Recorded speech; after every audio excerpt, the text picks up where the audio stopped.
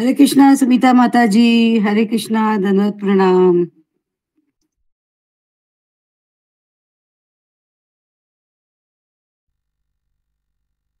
नहीं, ग्रुप में बताया नहीं आज आपने?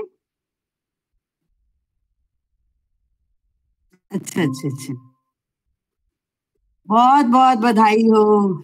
कृष्ण भावना भावित बधाई हो, खूब उन्नति करे, खूब तरक्की करे, खूब नाम रोशन करे माता पिता का। हरे कृष्णा। हरे कृष्णा अशोक प्रभु जी, विशाल प्रभु जी, हरे देव कृष्ण। प्रभु जी, प्रणाम दंडवत प्रणाम। दंडवत प्रणाम, श्री भक्तों को दंडवत प्रणाम। हरे कृष्णा। सभी भक्तों को दंडवत सुनीता माता जी, बहुत बहुत मुबारक हो आपको। कृष्ण भावना भावी शुभकामनाएं। हरे कृष्ण।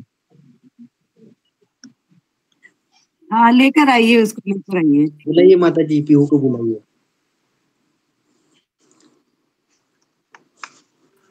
हरे कृष्णा प्रभु जी, दंडवत प्रणाम। हरे कृष्णा माता जी, दंडवत प्रणाम। दंडवत प्रणाम, दंडवत प्रणाम। हरे कृष्णा प्रभु जी, दंडवत प्रणाम। हरे कृष्णा। हरे कृष्णा। दंडवत प्रणाम माता जी, सभी भक्तों के चरणों में दंडवत प्रणाम। दंडवत प्रणाम। और सब प्रभु जी, वो प्रसाद नहीं आया था जगन्नाथपुरी वाला? मेरे पास भी नहीं आया प्रभु जी। आज मेरी राकेश प्रधान प्रभु जी से बात हुई थी, वो अभी बीमार है, कह रहे थे मैं भेजूंगा। देव प्रभु जी, आपका भी नहीं आया ना? नहीं प्रभु जी, आ जाएगा, कोई बात नहीं। आपको वहां पे प्रसाद आएगा। उसकी जगह जो गुरु जी गए थे, वो उसमें पंढरपुर का प्रसाद आएगा आपको। अच्छा, नहीं तो हम 23 तारीख को जाएंगे जगन्नाथपुरी प्रभु जी। वाह। गुरु जी, प्रभु जी मेरा भी नहीं आया प्रसाद। अशोक प्रभु जी मेरा भी नहीं आया। जी जी माता जी, मैंने नाम दे दिया गुरु जी को। गुरु जी ने पूछा था किसका नहीं आया। जी प्रभु जी, धन्यवाद धन्यवाद। नाम प्रभु जी और माता जी, धन्यवाद प्रणाम। धन्यवाद प्रणाम माता जी। धन्यवाद प्रणाम ज्योति माता जी। हरे कृष्णा। धन्यवाद प्रणाम सुधा माता जी। धन्यवाद प्रणाम देव प्रभु जी। हरे कृष्णा सभी भक्तों दंडवत प्रणाम, सभी प्रभु के चरण दंडवत प्रणाम, सभी माता को दंडवत प्रणाम। दंडवत प्रणाम माता जी, दंडवत प्रणाम। हरे कृष्णा। हरे कृष्णा प्रभु जी, दंडवत प्रणाम। दंडवत प्रणाम माता जी।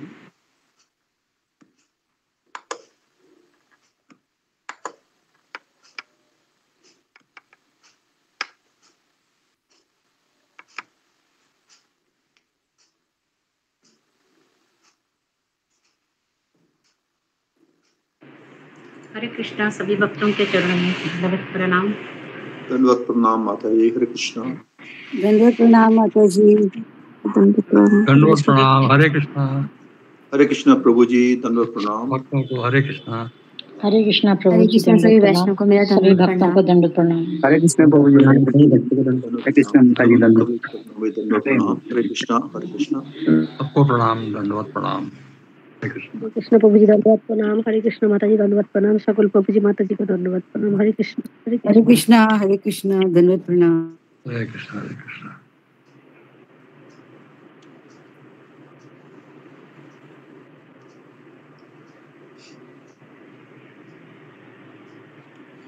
राधिका माता जी, हरे कृष्णा। हरे कृष्णा प्रभु जी। माता जी वो नरसिंह आती बोलिएगा। हाँ हाँ, हरे कृष्णा प्रभु जी। नमस्ते नरसिंहाय प्रह्लादलादलायिने हिरण्यकाशी पूर्वशः शीलटङ्कानकालाये इतो नरसिंहा परतो नरसिंहा यतो यतो यामि ततो नरसिंहा यतो यतो यामि ततो नरसिंहा बाहे नरसिंहो हृदये नरसिंहो नरसिंहमदिं शरणं प्रपदे नरसिंहमदि शरणं प्रपदे तव करकमलवरेण काम अद्भुतशृङ्गा दालिता हिरण्यकशभूतनुभृङ्गा केशवदीता नरहरिरूपा जय जगदीश हरे जय जगदीश हरे जय जगदीश हरे जय नरसिंहदेव नरसिंहदेव नरसिंह देव जय नरसिंह देव जय भक्त प्रहलाद प्रहलाद महाराज जय प्रहलाद महाराज जय जय प्रभुपाद प्रभुपाद प्रभुपाद प्रभुपाद जय जय गुरुदेव गुरुदेव गुरुदेव। हरे कृष्णा। धन्यवाद माता जी, बहुत सुंदर। आप 10 नाम अपराध भी बोल दीजिएगा माता जी। हरे कृष्णा। बहुत सुंदर माता जी। हरे कृष्णा। भगवान नाम के प्रचार में संपूर्ण समर्पित करने वाले महाभागवत की निंदा करना। दूसरा, शिव ब्रह्मादि देवताओं को नाम को भगवान नाम के अथवा उनसे भिन्न समझना। तीसरा, आध्यात्मिक गुरु की अवहेलना करना। चौथा, वैदिक शास्त्र अथवा प्रमाणों को खंडन करना। पांचवा, हरे कृष्ण महामंत्र जप की महिमा को काल्पनिक समझना। 6, पवित्र भगवान नाम में अर्थवाद का आरोप करना। 7वां, नाम के बल पर पाप करना। 8, हरे कृष्ण महामंत्र के जप को वेदों में वर्णित एक शुभ साकम कर्म कांड के समान समझना। 9वां, अश्रद्धालु व्यक्ति को कृष्ण नाम की महिमा को उपदेश करना। 10वां, हरे कृष्ण महामंत्र के जप में पूर्ण विश्वास न होना और इसकी इतनी अगाध महिमा सुनने पर भी विषय आसक्ति में बनाया रखना। जीवन की अभिष्ट सिद्धि कृष्ण प्रेम प्राप्त करने हेतु हर किसी को इन नाम अपराध से सदैव बचना चाहिए। ज्ञानपूर्वक जप करना ये भी एक अपराध है। हरे कृष्ण। धन्यवाद माता जी, बहुत सुंदर। धन्यवाद। हरे कृष्ण। सारे भक्त सारे वैष्णव को दंडवत प्रणाम। सारे प्रभु सारे माता जी को मेरा दंडवत प्रणाम। प्रणाम।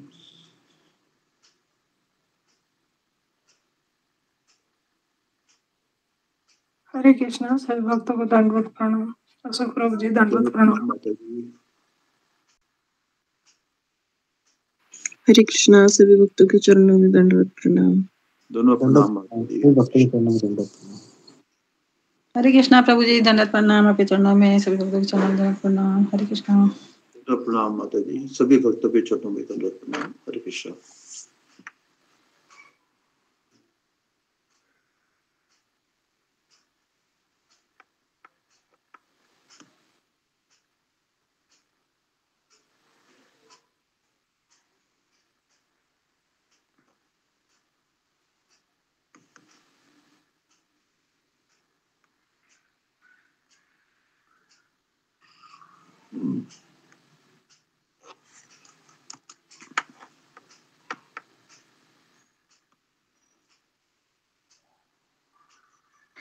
हरे कृष्ण माता जी। हरे कृष्ण प्रभु जी सभी को दंडवत प्रणाम।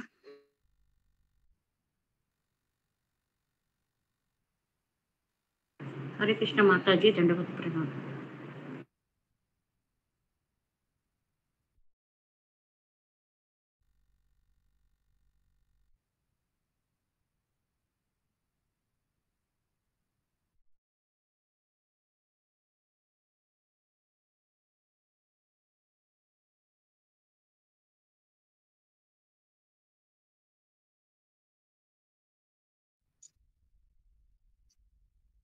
हरे कृष्ण। रंजना माता जी दंडवत प्रणाम। सभी भक्त के चरण में दंडवत प्रणाम। हरे कृष्णा माता जी। हरे कृष्ण माता जी दंडवत प्रणाम। हरे कृष्ण दंडवत प्रणाम। प्रवीणा माता जी दंडवत प्रणाम। हरे कृष्ण। सुधा माता जी दंडवत प्रणाम। दंडवत प्रणाम माता जी। हरे कृष्णा माता जी सभी दंडवत भक्तों के चरणों प्रणाम। में सभी दंडवत। भक्तों को दंडवत प्रणाम। हरे कृष्णा। हरे कृष्ण माता जी। हरे कृष्ण। सभी भक्तों को दंडवत प्रणाम।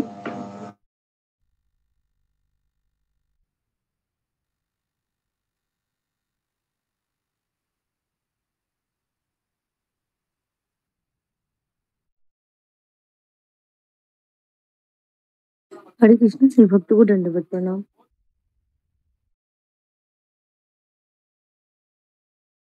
सभी भक्तों के चरणों में दंडवत प्रणाम। हरे कृष्ण।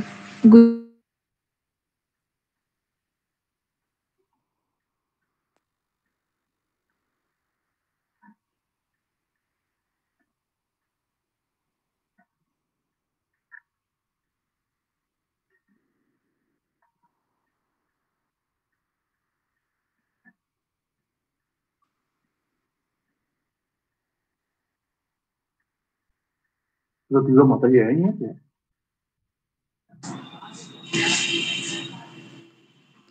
सब माता को प्रणाम, सभी भक्तों को मेरा प्रणाम, सभी फैमिली में मेरा रीना माता जी ज्वाइन किया प्रभु जी? तो माता जी प्रणाम, सभी को दंडवत प्रणाम। दंडवत प्रणाम प्रभु जी।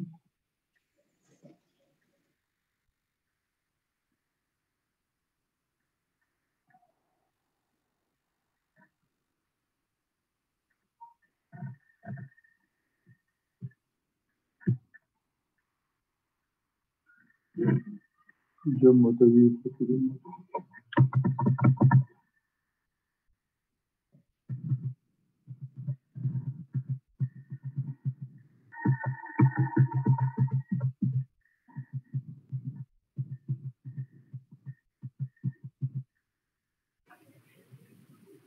सभी भक्तों को पंचांग प्रणाम। हरे सुनो प्रणाम माता जी।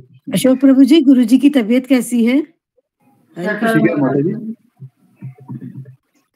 ठीक है माता जी। आपका मैसेज था ना, तबीयत ठीक नहीं है गुरु जी का? नहीं, मैंने वैसे जनरल मैसेज डाला था। मैसेज तो ठीक जी है, जी ठीक है, अच्छी बात है, अच्छी बात है, बहुत बढ़िया,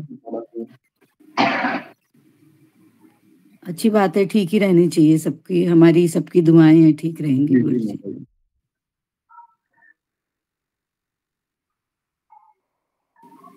हमारे पिताजी भी बहुत बीमार है, पैरलेस हुआ है उनको। पैरलेस हुआ है? अभी 5-6 दिन हो गए पैरलेस हुआ है। मैं नोट कर देता हूँ माता जी। पैरालिसिस का बहुत वो बीमारी होती है ना। जी जी होता है, क्या क्या सब है जिंदगी में, दुनिया में। बस भगवान का भजन करते रहेंगे तभी ठीक ठाक रह सकते हैं हम लोग। जी जी माता जी सही बोल रहे हैं। हम लोग का परम सौभाग्य है कि हम लोग भक्ति से जुड़े हुए हैं। हम लोग का गुरुदेव इतना अच्छे से मार्गदर्शन कर रहे हैं। जी जी माता जी, बहुत, हाँ ये तो सही बात कह रहे हो आप, बिल्कुल सही है। सही बात है। तो आज सारी दुनिया की स्थिति जो है ना माता जी, बहुत भयानक है।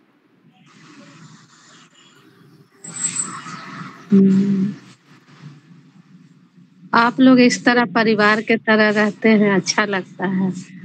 हाँ, मतलब है ना कि किसी का अगर तबीयत खराब हो एक दूसरे को हेल्प करते हैं। हाँ, पड़ोस वाला तो ऐसा करते नहीं ना है, सिर्फ हाल समाचार पूछेंगे बस इतना ही, हाँ ठीक हो जाएगा, ठीक हो। लेकिन आप लोग का है कि हाल ही में मेरे के यहाँ इतना स्थिति खराब था ना, जो आप लोग बहुत साथ दिए, इसके लिए हम आपको बार बार चरणों में प्रणाम करती हूँ।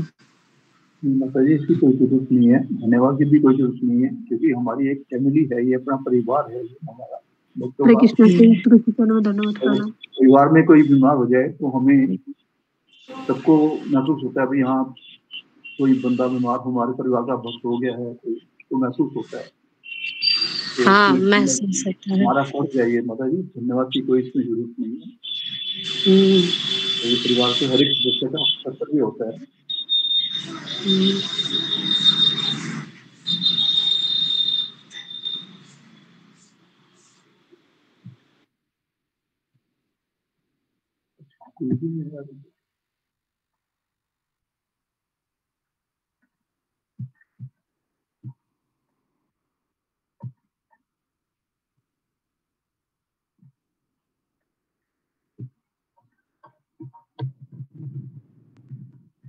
हरे कृष्णा, अशोक प्रभु जी दंडवत प्रणाम।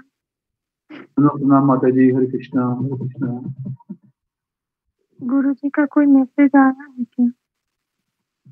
आएंगे गुरु जी आज माता जी, दोपहर में कह तो रहे थे, मैं दोपहर में आऊंगा।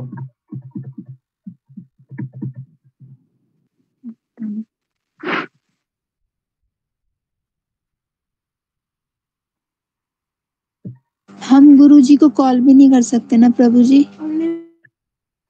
नहीं कोई बात नहीं माता जी, गुरु जी ने बोला था मैं दोपहर में आऊंगा, तो भी वेट करते हैं, आएंगे तो, नहीं तो मैं कल करता हूँ गुरु जी को।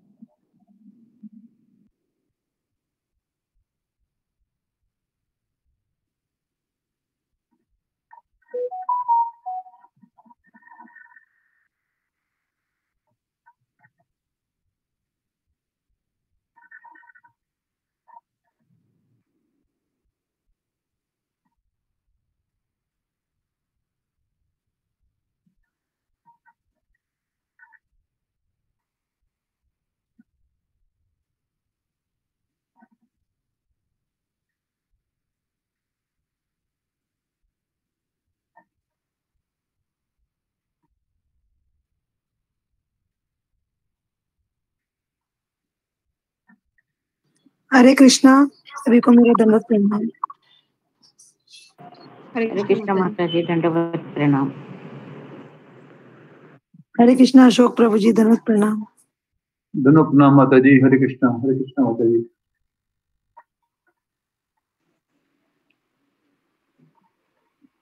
प्रभु जी नरसिंह आरती हो गई? जी होगी माता जी। प्रभु धन्यवाद।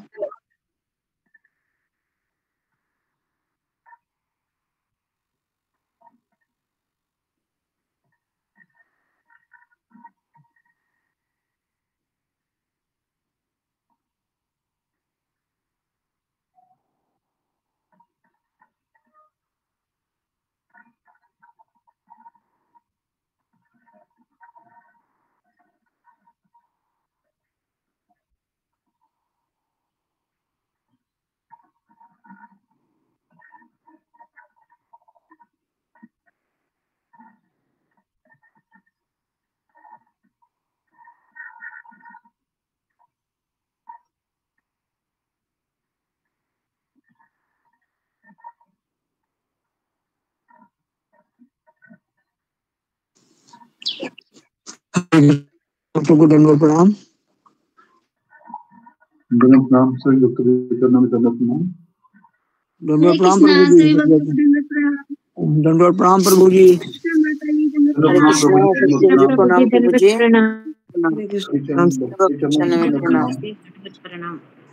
हरे कृष्णा गुरुदेव के चरणों में दंडवत प्रणाम, सभी भक्तों के चरणों में दंडवत प्रणाम। हरे कृष्णा।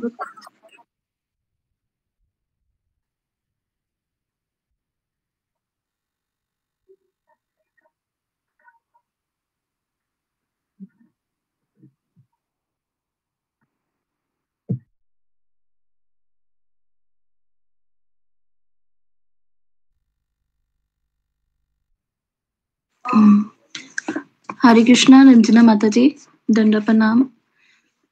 माता जी आप कोई भजन गा दीजिए तब तक, जब तक गुरुजी नहीं आते तो। अच्छा, गुरुदेव नहीं आए अभी तक?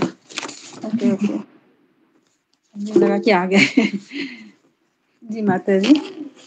अच्छा प्रभु जी, गाओ क्या भजन प्रभु जी, आपके आ गया तो। जी माता जी बोलिए।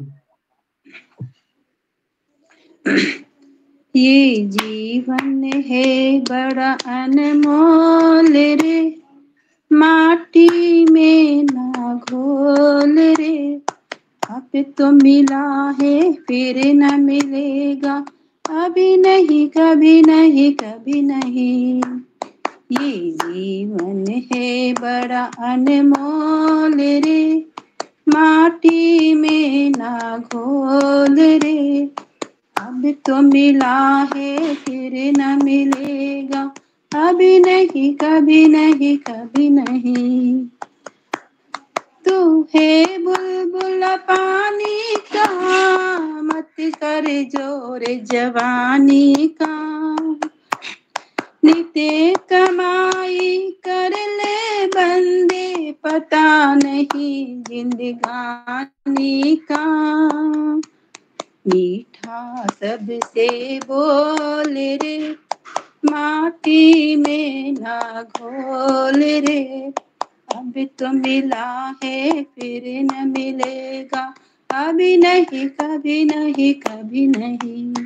ये जीवन है बड़ा अनमोल रे, माटी में ना घोल रे, अब तो मिला है फिर न मिलेगा, अभी नहीं कभी नहीं कभी नहीं। तू सत्संग में जाया कर, गीत प्रभु के गाया कर, शाम सवेरे बैठ के बंदे ध्यान उसी का लगाया कर, उसका नहीं कोई मोल रे, माटी में ना घोल रे, अब तो मिला है फिर न मिलेगा, अभी नहीं कभी नहीं कभी नहीं।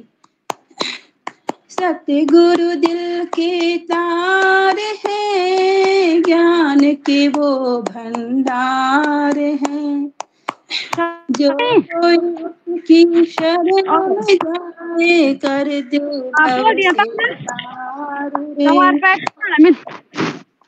ये गुरुदेव के तार हैं, ज्ञान के वो भंडार हैं, जो कोई किसी शरण में जाए कर दे भव से पार रे। बड़ा अनमोल रे, माटी में ना घोले, अब तो मिला है फिर न मिलेगा, अभी नहीं कभी नहीं कभी नहीं।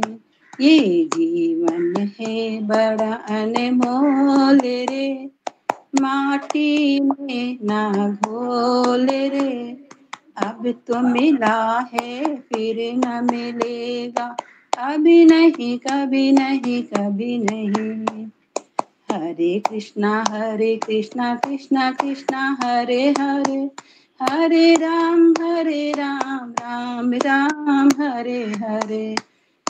हरे कृष्णा कृष्णा कृष्णा हरे हरे, हरे राम राम राम हरे हरे।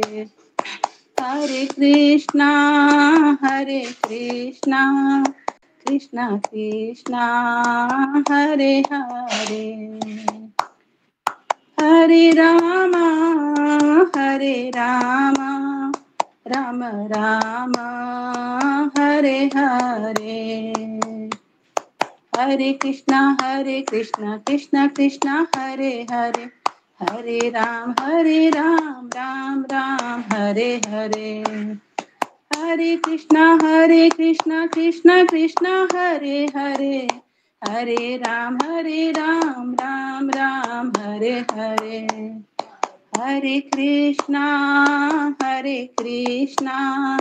कृष्णा कृष्णा हरे हरे, हरे रामा राम राम हरे हरे। जय गौर निताय गौर निताय जय गौर निताय। नित्य गौर हरि बोल हरि बोल नित्य गौर हरि बोल। जय जय प्रभुपाद जय जय प्रभुपाद। जय जय गुरुदेव जय जय गुरुदेव। निताई गौर प्रेमानंद हरि हरि बोल। हरि कृष्ण हरी हरि हरे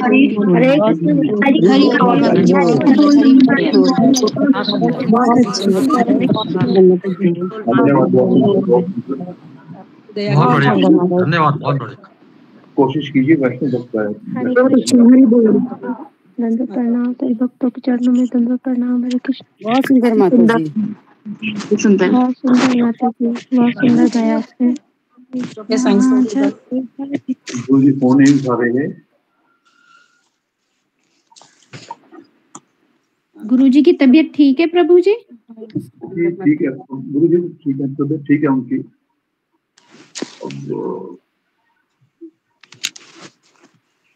I can't share the video.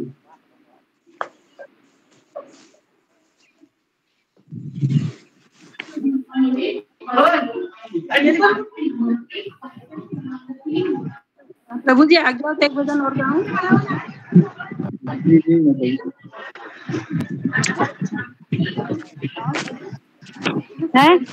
करूं?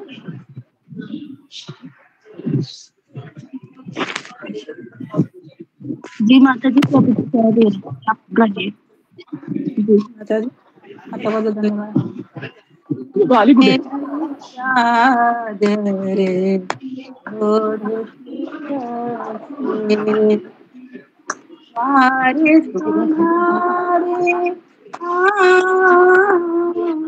बड़ा लंबा लगता है रास्ता।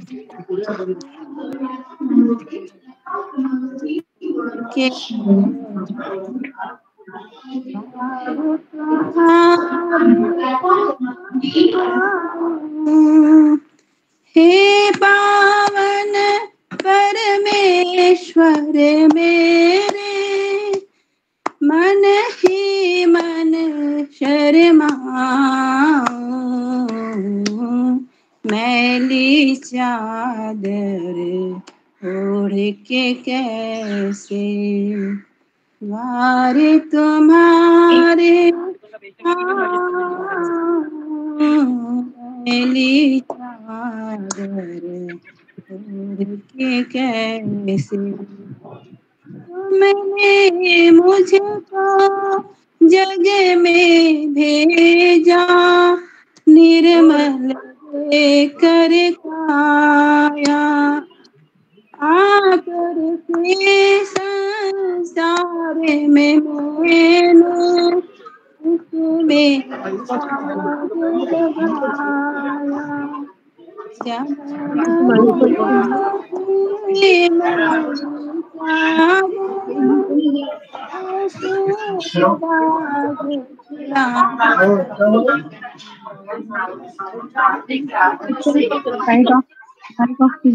नित्यानंद प्रभु जी, हरे कृष्णा। नित्यानंद प्रभु जी, गाड़ी तीन एक की गाड़ी कर कृष्ण। हाँ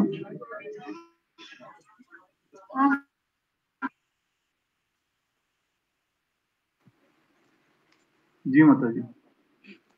मैली चादर ओढ़ के कैसे द्वारे तुम्हारे आऊं, मैली चादर ओढ़ के कैसे निर्मल वाणी पाकर तुझे से नामन तेरा गाया, नयन मूंद कर है परमेश्वर, कभी न तुमको ध्याया, मन वीणा की तारे टूटी, अब क्या गीत सुनाऊं, मैली चादर ओढ़ के कैसे द्वारे तुम्हारे आऊं, मैली चादर ओढ़ के कैसे इन पैरों से चल कर तेरे मंदिर कभी न आया, जहाँ जहाँ हुई पूजा तेरी कभी न शीश झुकाया, हे हरि हर में हार के आया, अब क्या हारे चढ़ाऊं, मैली चादर ओढ़ के कैसे द्वारे तुम्हारे आऊं, मैली चादर ओढ़ के कैसे हे पावन परमेश्वर मेरे, मन ही मन शर्माऊं, मैली चादर ओढ़ के कैसे हरे कृष्णा कृष्णा कृष्णा हरे हरे, हरे राम राम राम हरे हरे, हरे कृष्णा कृष्णा कृष्णा हरे हरे, हरे राम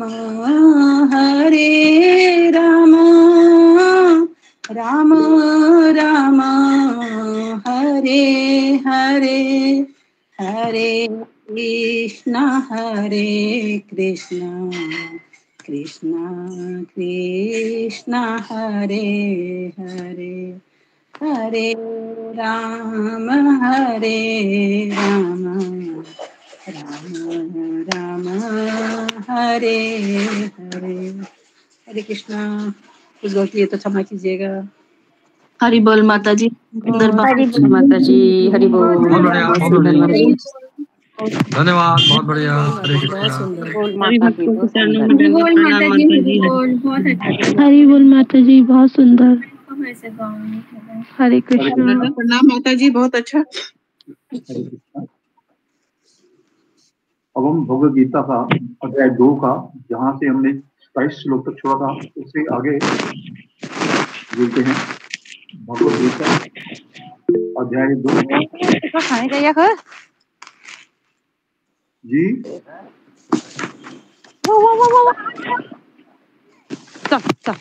मीनाक्षी माता जी करो भैया तो जान दे पास सब जाओ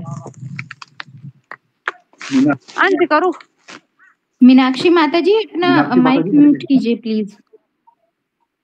जी, अपना अपना हैंड रेज कीजिए। कौन बोलेगा 28 श्लोक?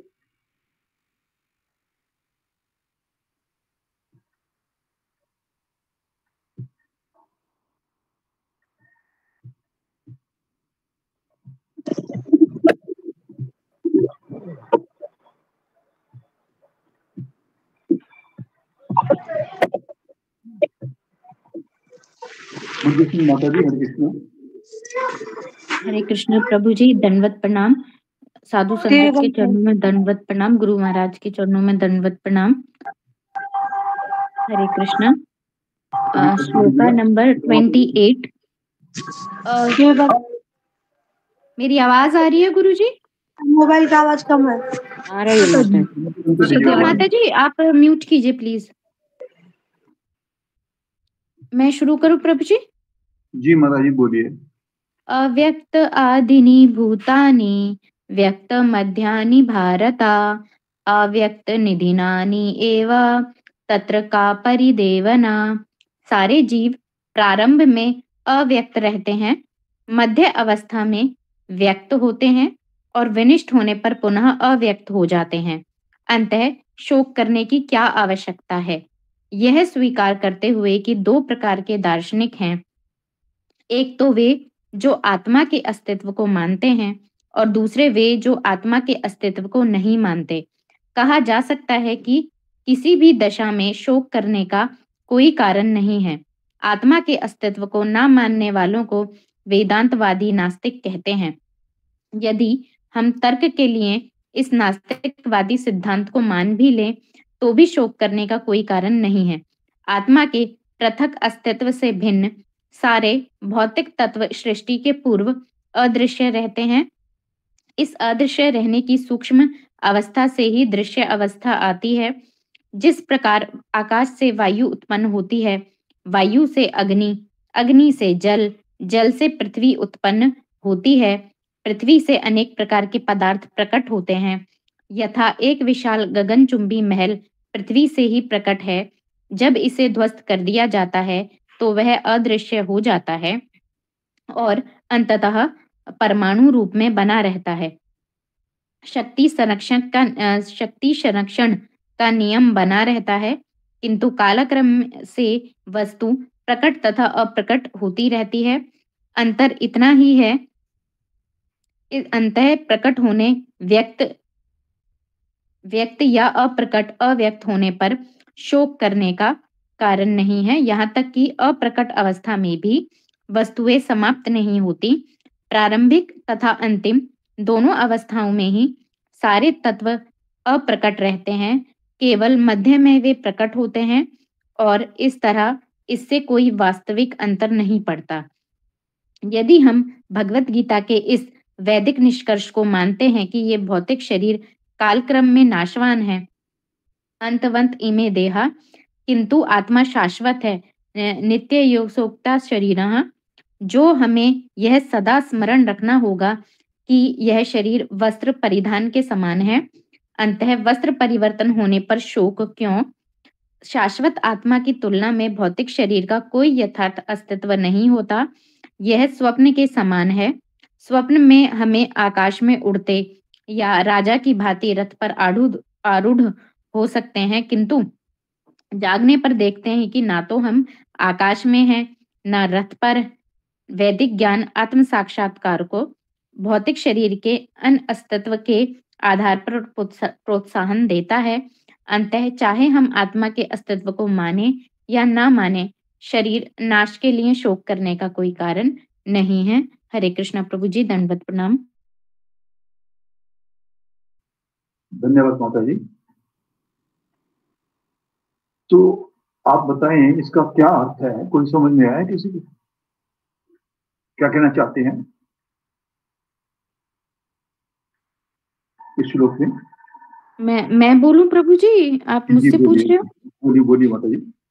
हाँ, इसमें जो है भगवान ये कह रहे हैं कि सारे जीव जो है प्रारंभ में अव्यक्त रहते हैं और मध्य अवस्था में व्यक्त होते हैं और विनिष्ट होने पर पुनः अव्यक्त हो जाते हैं। अंतः शोक करने की क्या आवश्यकता है?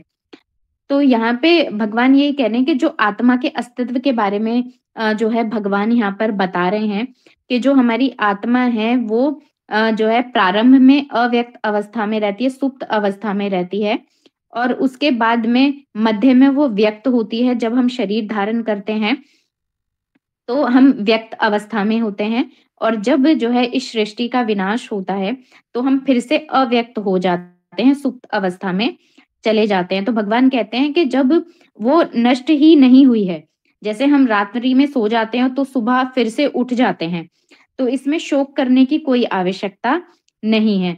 और यहाँ पे आगे यही कहते हैं भगवान के जो है हम आत्मा के अस्तित्व को नहीं मानते हैं। कुछ जो नास्तिकवादी होते हैं जो आत्मा के अस्तित्व को नहीं मानते, लेकिन ऐसा नहीं है।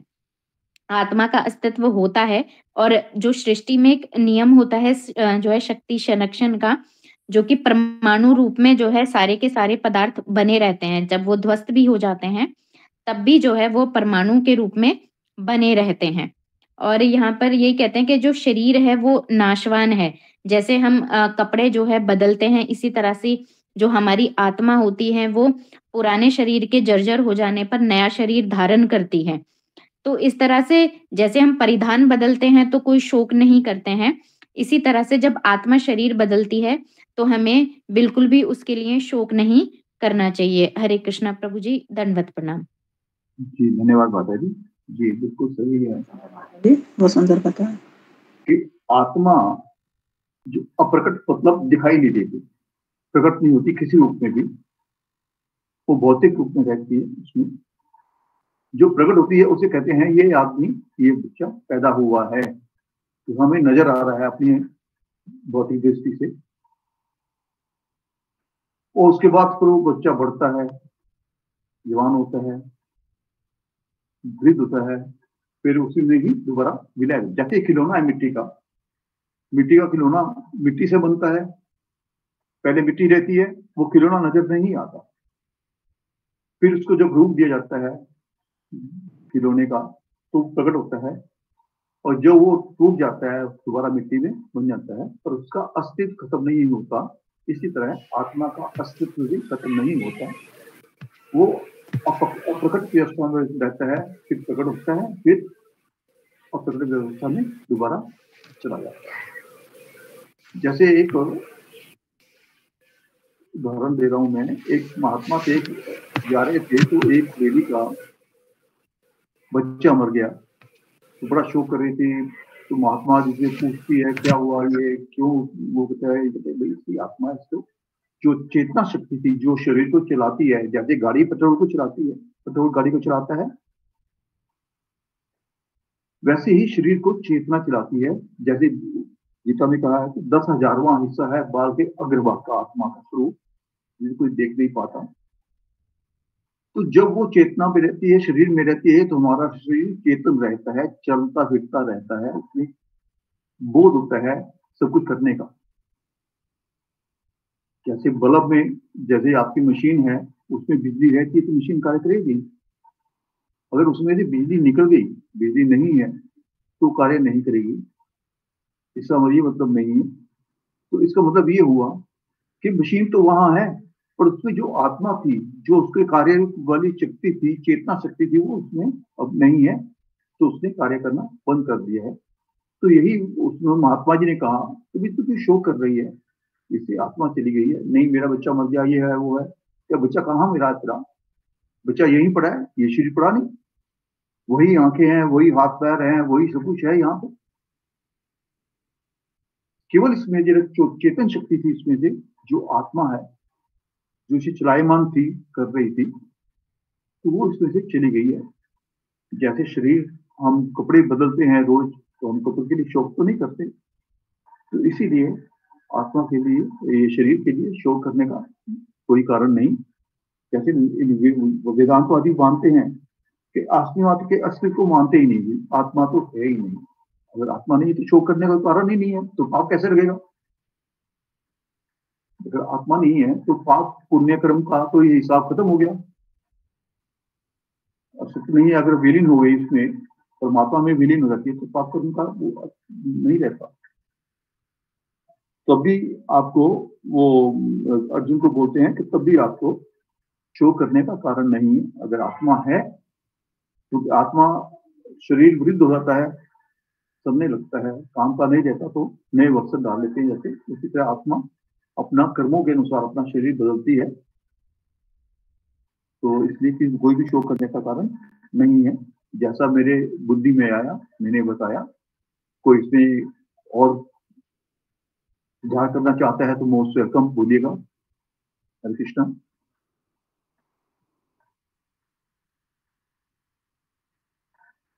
धन्यवाद सभी का। रंजना माता जी, आप नेक्स्ट श्लोक पढ़िएगा। गुरु जी की तबीयत खराब है क्या? नहीं गुरु जी की तबीयत खराब नहीं है, कोई काम है गुरु जी को, शायद इसलिए नहीं आए। अच्छा। कहा था मेरे को कि मैं आऊंगा दोपहर में, जो फोन भी नहीं उठा रहे, उस पर कहीं व्यस्त हो। रंजना माता जी, आप 29 श्लोक पढ़िएगा। हाँ जी गुरु जी। हाँ जी प्रभु जी। हाँ बहुत बहुत धन्यवाद प्रभु जी। हाँ हरे कृष्णा से भक्त चरणों में दंडवत प्रणाम। आश्चर्यवत् पश्यति कश्चिदेनामाश्चर्यवद् वदति तथैव चान्यः आश्चर्यवश्चैनमन्यः शृणोति श्रुत्वाप्येनं वेद न चैव कश्चित्।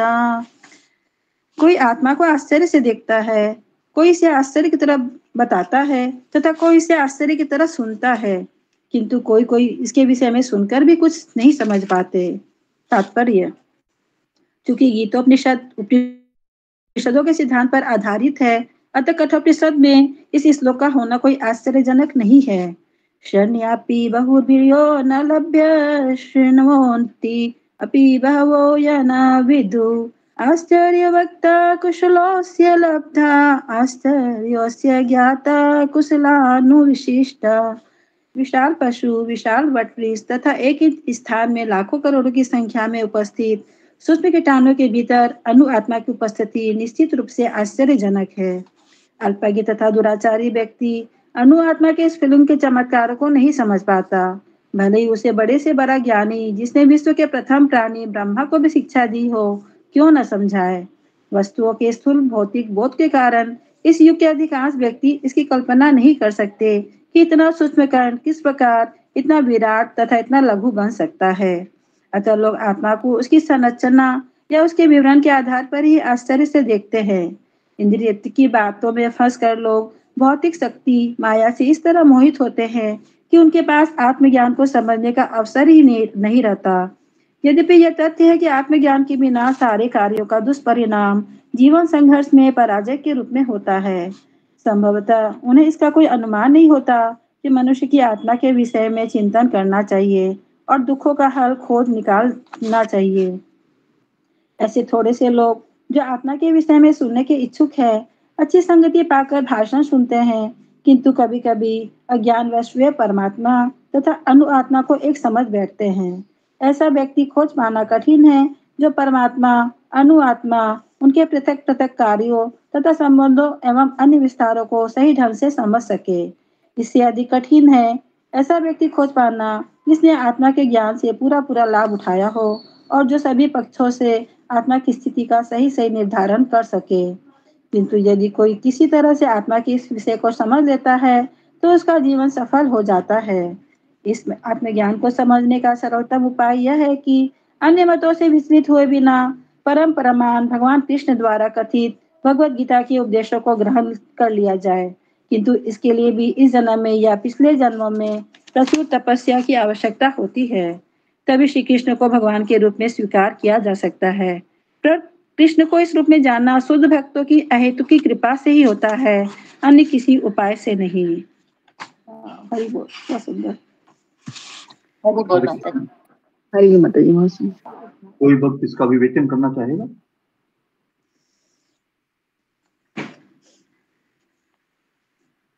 कोई भक्त बोलेगा? हरे कृष्णा। संजना माता जी आप ही बोलिए, विवेचन कीजिए इसका। जी जी जी प्रभु जी। हाँ, मुझको जो समझ में आता है बताती हूँ प्रभु जी, जो समझ में आया है। जैसे प्रभु जी इसमें यही बता रहे हैं कि जैसे मतलब विशाल जो पशु भी होते हैं या छोटे से छोटे जीवाणु भी जो होते हैं ना, तो उसमें भी ये आत्मा मतलब बड़े से बड़े मतलब बड़े से बड़े विशाल वटवृक्ष में भी रहते हैं और सूक्ष्म रूप में जैसे वो कोई भी चीज मतलब कीटाणु में भी रहते हैं, है ना। तो इसको मतलब हर कोई नहीं समझ सकता है, क्योंकि कठोपनिषद में इसका श्लोक का कोई आश्चर्यजनक नहीं है। और बड़े से बड़ा जो ज्ञानी भी होता है, जो जिसने विश्व के प्रथम प्राणी ब्रह्मा को भी शिक्षा दी हो, क्यों ना समझाए। तो वस्तुओं को, आत्मा को उसकी संरचना और उसके विवरण के आधार पर ही आश्चर्य से हम देखते हैं। और इंद्रिय तत्व की बातों में लोग फंसकर लोग भौतिक माया मतलब माया से इस तरह मोहित हो जाते हैं कि उनके पास वो आत्मज्ञान का जो साक्षात्कार होता है वो नहीं समझ पाते हैं कि मैं कौन हूँ, भगवान कौन है, मेरा भगवान के साथ क्या संबंध है, और मैं इस जीवन में क्यों, मैं संसार में क्यों आया हूँ और मेरे जीवन का परम लक्ष्य क्या है। तो वो आत्मज्ञान को नहीं समझ पाते हैं और आत्मा के विषय में वो चिंतन ही नहीं करते हैं कि मतलब वो हमेशा अपने आप को मतलब बॉडी लेवल पर ही हर काम करते हैं, आत्मा के लिए कुछ नहीं। मतलब सोचते हैं कि आत्मा के कारण ही हमारे शरीर में चेतना है, हम कुछ भी देख रहे हैं, सुन रहे हैं, बोल रहे हैं, कुछ भी कर रहे हैं। क्योंकि आत्मा जब निकल जाती है, शरीर तो वही पड़ा रहता है, मतलब सब कुछ वही रहता है, लेकिन क्या चीज है जो शरीर से निकल जाता है और आत्मा शरीर मृत हो जाता है। तो इस चीज को हमको गहराई से समझना चाहिए हर किसी को कि मतलब हमारे शरीर में जो आत्मा है और परमात्मा है तो वही मतलब हमारे शरीर का सब संरक्षण कर रहे हैं, हमारे शरीर का पालन कर रहे हैं, हमारे शरीर को शक्ति मिल रही है, ताकत मिल रहा है, बल मिल रहा है उसी से ही, और हम कुछ भी कर पा रहे हैं। तो हमको यहाँ पे ये समझना है, आत्मज्ञान के बारे में समझने का सर्वोत्तम उपाय यह है कि हमको मतलब भगवान कृष्ण द्वारा जो हमारे गुरु शिष्य परंपरा में जो चीज आता है, जो प्रामाणिक है, उसी से ही हमको ग्रहण करना चाहिए उनके उपदेशों को।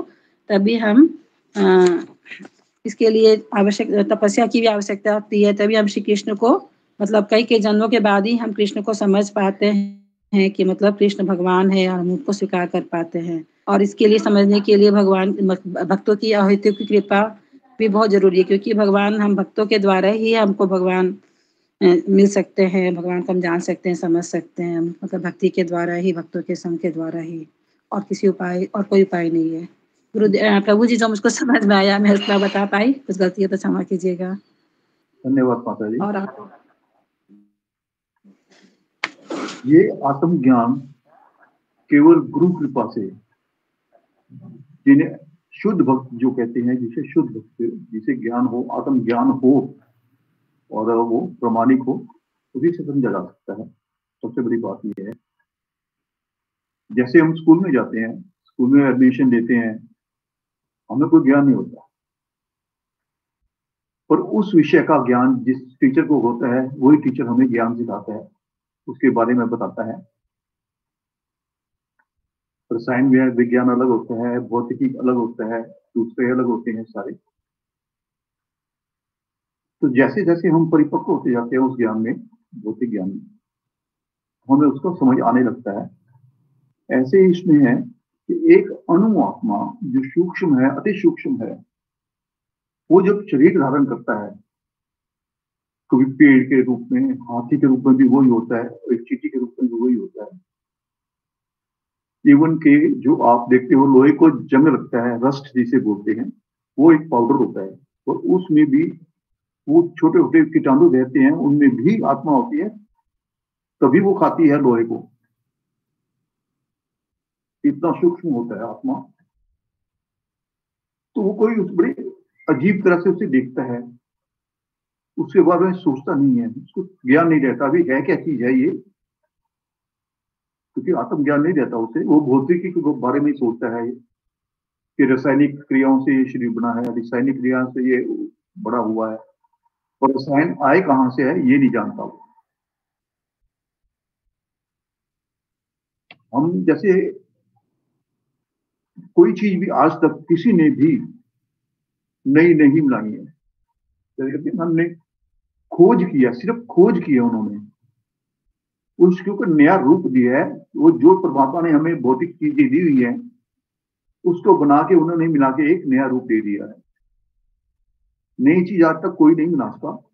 जो भी लिया है उन्होंने प्रकृति से लिया है, प्रकृति से लेकर उन्होंने उसको विशेष उसमें अनुपात में मिक्स करके उसको नई चीज बना दी है। उसकी सिर्फ खोज किया, वो खोजते हैं कहाँ पर है, यही आत्मा का स्वभाव है। आत्मा को लोग खोजते हैं पर उन्हें नजर नहीं आती, इसलिए ये से आश्चर्य की तरफ देखते हैं। क्योंकि जो मूड होते हैं, अज्ञानी होते हैं, अल्पज्ञ होते हैं, जो समझना नहीं चाहते, उन्हें चाहे ब्रह्मा जी भी आके उपदेश दे दें कि ये आत्मा है, इसके बारे में कभी नहीं समझेंगे। जिसको जिज्ञासा होती है,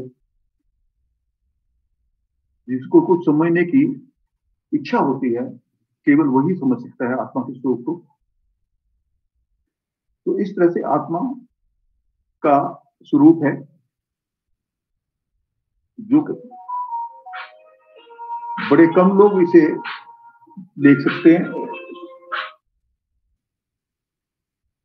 बड़े कम लोग जो हैं, जो आत्मा को बारे में जानना चाहते हैं, उसके इच्छुक है, इसका प्रयत्न करते हैं आत्मा वास्तव में है क्या। तो इस तरह से ये आत्मज्ञान केवल हमें गुरु द्वारा ही प्राप्त होता है, उनकी कृपा से ही प्राप्त होता है। कोई और विवेचन करना चाहेगा इसका? कोशिश कीजिए पिता पे।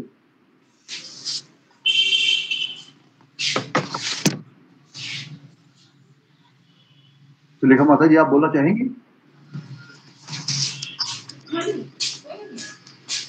सुलेखा माता जी, आप बोलना चाहेंगी? आपने माइक ऑन किया है। नहीं, मैं ऑफिस में हूँ। ऑफिस में हूँ। ज्योति माली माता जी, नेक्स्ट श्लोक पढ़िएगा, 30वां श्लोक पढ़िएगा। हरे कृष्ण प्रभु जी, आपके चरणों में धन्यवाद, सिर भक्त के चरणों में धन्यवाद।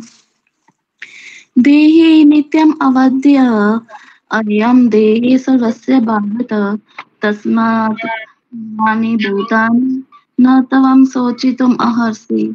हे भरतवंशी, शरीर में रहने वाले देही का कभी भी वध नहीं किया जा सकता, अतः तुम्हें किसी भी जीव के लिए शोक करने की आवश्यकता नहीं है। तात्पर्य: अब भगवान अविकारी आत्मा विषयक अपना उपदेश समाप्त कर रहे हैं। अमर आत्मा का अनेक प्रकार से वर्णन करते हुए भगवान कृष्ण ने आत्मा को अमर तथा शरीर को नाशवान सिद्ध किया है।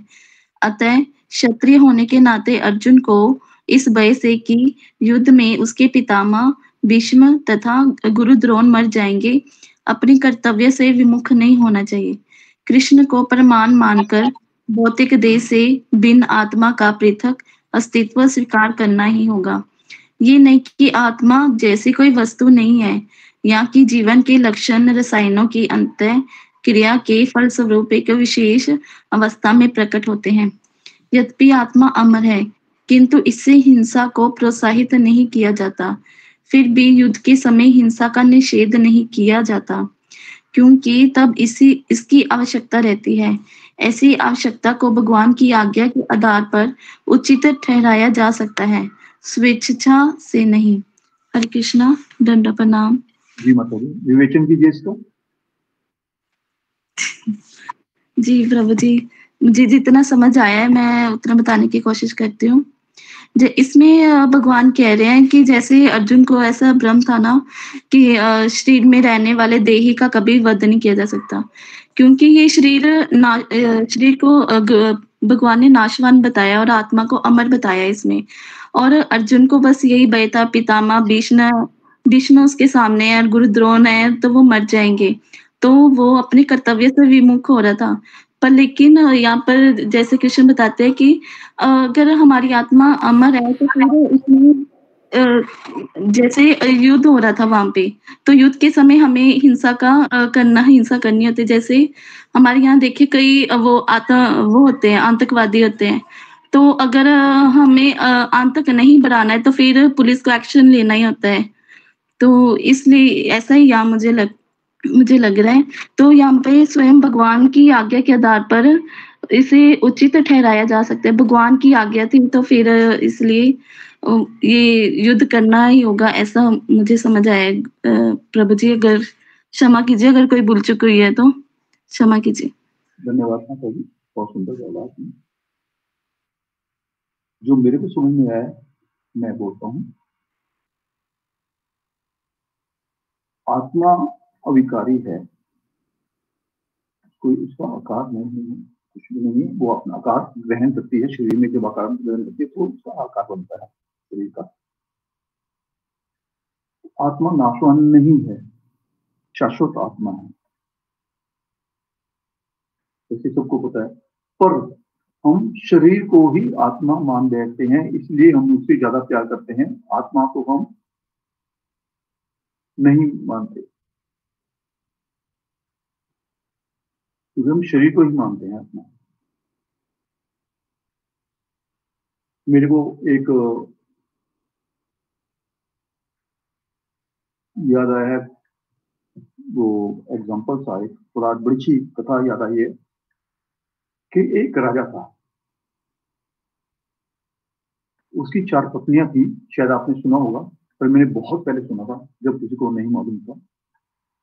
जी जी जी जी जी प्रभु जी, सुना हुआ नहीं?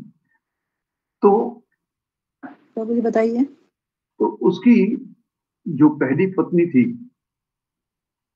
पहले मैं चौथी से शुरू करता हूँ। 4 पत्नियां थी उसकी, जैसे हम सबकी 4 पत्नियां हैं, हम सबकी भी 4 पत्नियां हैं। जो चौथी पत्नी थी उसकी, वो बड़ी सुंदर थी।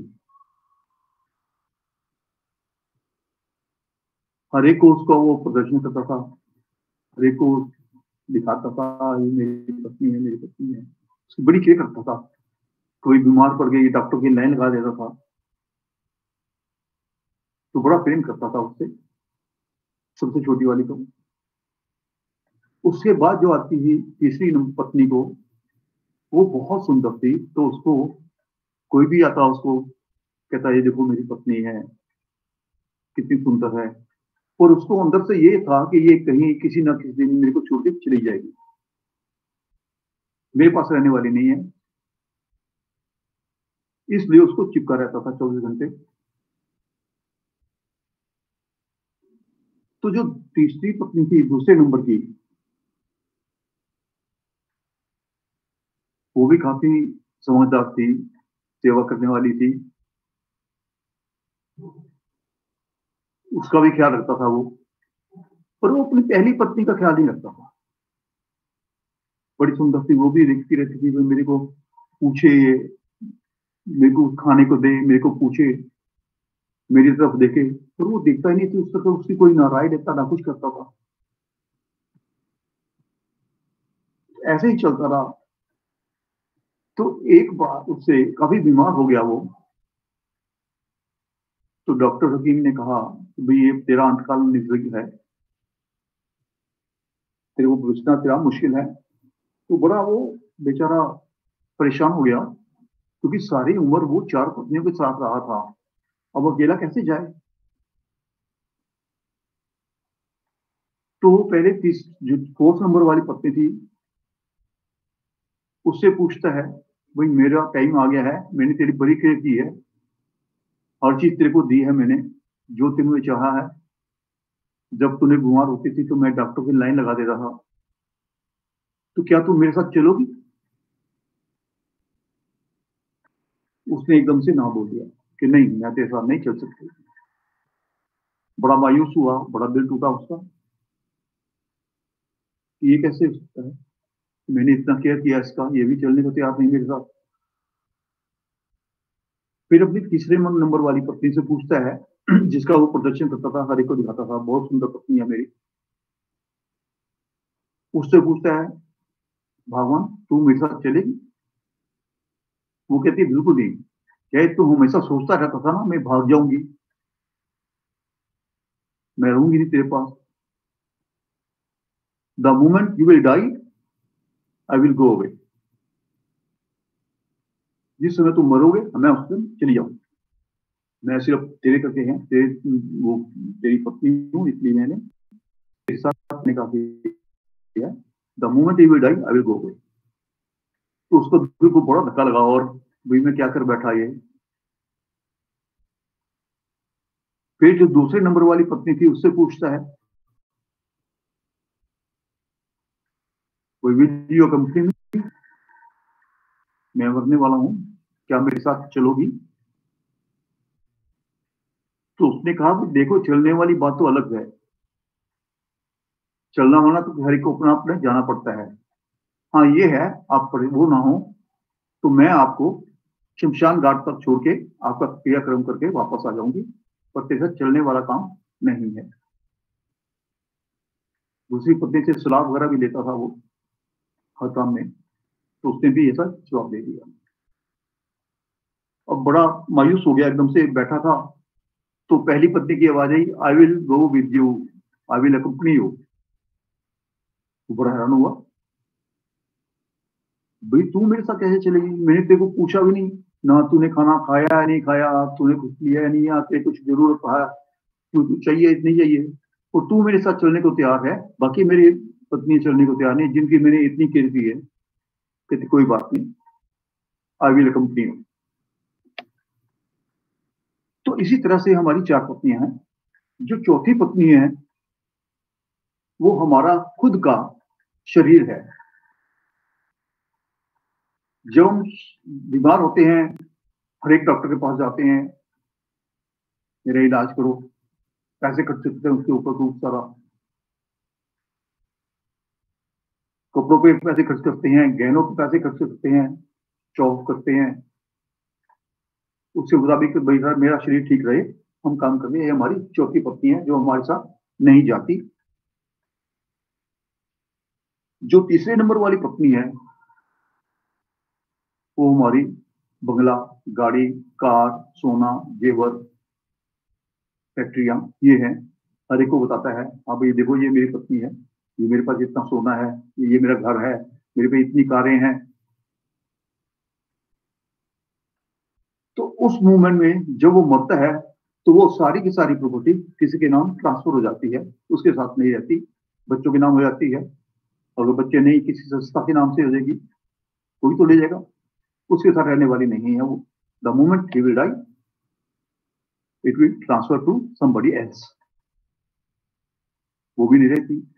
जो दूसरी पत्नी है वो है उसका परिवार, जिससे वो हर बात में, हर काम में सलाह लेता है, कोई काम में। तो वो भी कहता है भाई तो तुम मरेगा, हम तेरे को शमशान घर तक छोड़ाएंगे, उसके आगे जाना हमारे बस का नहीं, कोई भी नहीं जाता, ना हम जाएंगे।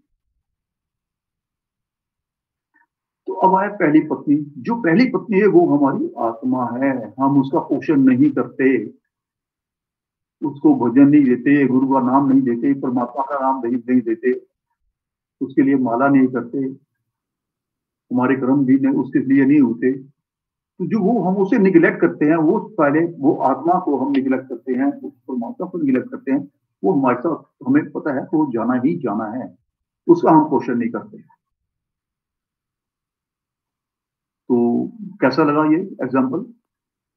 हरि बोल प्रभु जी। हरि बोल प्रभु जी। हरि बोल हरि बोल गुरु की बात हरि बोल। तो इसलिए यही इसमें है कि आत्मा शाश्वत है और अर्जुन का कर्तव्य था कि वो लड़े, विमुख नहीं उसका अपने कर्तव्य से, क्योंकि क्षत्रिय था उसे लड़ना तो पड़ेगा ही। तो जो भीष्म थे, द्रोण थे, तो इनका ये कोई लोग मानते हैं भी आत्मा और परमात्मा एक ही हैं, और नहीं, दोनों एक नहीं है, अलग अलग है। आत्मा अनु होती है, परमात्मा परम होता है, और मरने के बाद भी अलग अलग अस्तित्व रहता ही है। आत्मा परमात्मा में विलय नहीं होती, अस्तित्व रहता है सेवा का, सेवादार का। तो इसी तरह वो कहते हैं कि अगर ये मरते भी हैं तभी तेरे को शोक करने का कोई कारण नहीं, तू क्षत्रिय है, तेरे को तो करना, अपना कर्तव्य निभाना पड़ेगा, और इनका अस्तित्व, किसी का भी अस्तित्व नष्ट नहीं होता, ये रहते हैं, अप्रकट अवस्था में रहेंगे। और ये क्योंकि ये भक्त हैं, शुद्ध भक्त हैं, इनको शरीर दूसरा तब भी आध्यात्मिक शरीर ही मिलेगा इनको, इसलिए शोक करने की कोई कारण नहीं बनता है। धन्यवाद। प्रतिभा माता जी, हरे कृष्णा। नेक्स्ट श्लोक पढ़िए भाई। हरे कृष्ण प्रभु जी, दंडवत प्रणाम। गुरु जी के चरणों में दंडवत प्रणाम, सभी भक्तों को दंडवत प्रणाम। हरे कृष्ण। स्वधर्मम अपि च आवेक्ष्य न विकम्पितुम अर्हसि, धर्मात् हि युद्धात् श्रेयः अन्यत् क्षत्रियस्य न विद्यते। अनुवाद: क्षत्रिय होने के नाते अपने विशिष्ट धर्म का विचार करते हुए तुम्हें जानना चाहिए कि धर्म के लिए युद्ध करने से बढ़कर तुम्हारे लिए अन्य कोई कार्य नहीं है, अतः तुम्हें संकोच करने की कोई आवश्यकता नहीं है। तात्पर्य: सामाजिक व्यवस्था के 4 वर्णों में द्वितीय वर्ण उत्तम शासन के लिए है और क्षत्रिय कहलाता है। क्षत का अर्थ है चोट खाया हुआ, जो क्षति से रक्षा करे वह क्षत्रिय कहलाता है। त्रायते यानी रक्षा प्रदान करना। क्षत्रियों को वन में आखेट करने का प्रशिक्षण दिया जाता है। क्षत्रिय जंगल में जाकर शेर को ललकारता है और उससे आमने सामने अपनी तलवार से लड़ता है। शेर की मृत्यु होने पर उसकी राजसी ढंग से अंत्येष्टि की जाती थी। आज भी जयपुर रियासत के क्षत्रिय राजा इस प्रथा का पालन करते हैं। क्षत्रियों को विशेष रूप से ललकारने तथा मारने की शिक्षा दी जाती है, क्योंकि कभी कभी धार्मिक हिंसा अनिवार्य होती है। इसलिए क्षत्रियों को सीधे संन्यास आश्रम ग्रहण करने का विधान नहीं है। राजनीति में अहिंसा कूटनैतिक चाल हो सकती है, किंतु यह कभी भी कारण या सिद्धांत नहीं रही। धार्मिक संहिताओं में उल्लेख मिलता है, आहवेशु मित्यो अन्योन्तो जिंघासंतो महिक्षितः युधामानं परम सत्या स्वर्ग यान्त्य परां मुखा यज्ञेषु पशवो ब्रह्मन् हन्यन्ते सततं द्विजे संस्कृता किल मंत्रेश्चे ते अपि स्वर्गम अवाप्नुवन। युद्ध में विरोधी ईर्षालु राजा से संघर्ष करते हुए मरने वाले राजा या क्षत्रियो को मृत्यु के अनंतर वे ही उच्च लोक प्राप्त होते हैं, जिनकी प्राप्ति यज्ञाग्नि के मरे गए पशुओं को होती है। अतः धर्म के लिए युद्ध भूमि में बंध करना तथा याज्ञिक अग्नि के लिए पशुओं का वध करना हिंसा कार्य नहीं माना जाता, क्योंकि इसमें निहित धर्म के कारण प्रत्येक व्यक्ति को लाभ पहुंचता है और यज्ञ में बलि दिए गए पशु को एक स्वरूप से दूसरे में बिना विकास प्रक्रिया के ही तुरंत मनुष्य का शरीर प्राप्त हो जाता है। इसी तरह युद्ध भूमि में मारे गए क्षत्रिय यज्ञ संपन्न करने वाले ब्राह्मणों को प्राप्त होने वाले स्वर्ग लोक में जाते हैं। स्वधर्म 2 प्रकार का होता है। जब तक मनुष्य मुक्त नहीं हो जाता तब तक मुक्त प्राप्त करने के लिए धर्म के अनुसार शरीर विशेष के कर्तव्य करने होते हैं। जब वह मुक्त हो जाता है तो उसका विशेष कर्तव्य या स्वधर्म आध्यात्मिक हो जाता है और देहात्म बुद्धि में नहीं रहता। जब तक देहात्म बुद्धि है तब तक ब्राह्मणों तथा क्षत्रियों के लिए स्वधर्म पालन अनिवार्य होता है।